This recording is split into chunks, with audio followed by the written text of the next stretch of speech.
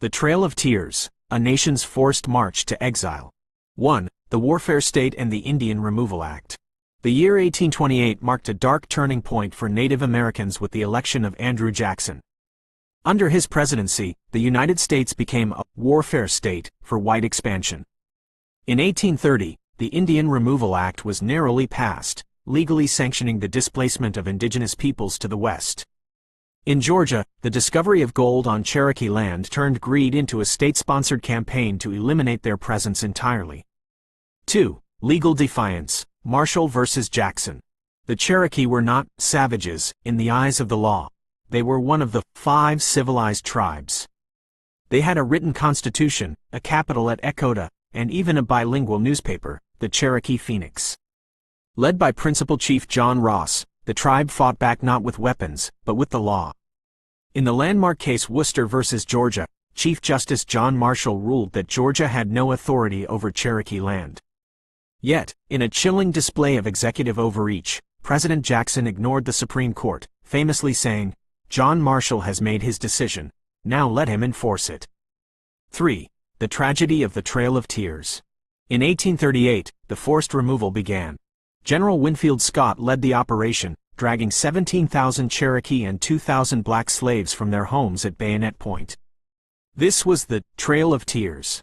Forced to march thousands of kilometers through scorching summers and freezing winters, the survivors faced starvation and disease. By the end of the journey, an estimated 4,000 people had died, 1 out of every 4 who started the trek. 4. A Soldier's Testimony, Murder is Murder. The horrors of the trail were captured in the memoir of Private John G. Burnett, a soldier who served as an interpreter. He described the sadness and solemnity of the morning the wagons rolled out. He witnessed children waving goodbye to their mountains, barefoot and shivering. He told the story of Quaddy Ross, the wife of Chief John Ross, who died of pneumonia after giving her only blanket to a sick child during a snowstorm. Burnett's words echo through history. Murder is murder. Somebody must explain the streams of blood that flowed in the summer of 1838. 5. The Betrayal of Friendship. Perhaps the most bitter part of the tragedy was the personal betrayal of Chief Junaluska. In 1814, Junaluska had saved Andrew Jackson's life during the Battle of Horseshoe Bend. When Junaluska later pleaded for his people, Jackson coldly turned his back. The chief famously wept, saying that if he had known how Jackson would treat his people, he would have let history take a different course that day on the battlefield. 6. Legacy of the civilized tribes. Despite adopting European ways, inventing a unique writing system, the Sequoia syllabary, and building a modern society, the 5 civilized tribes were victims of what we would today call ethnic cleansing. They were driven to Oklahoma, a name meaning land of the red people. Even through the pain of the Civil War, where the tribes were forced to choose sides once again, the Cherokee spirit remained unbroken.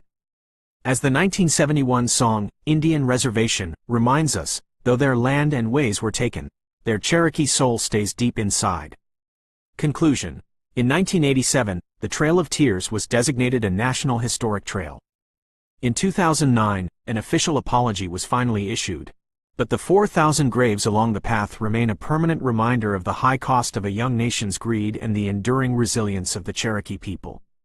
Narrator note: fade out slowly with a moment of silence.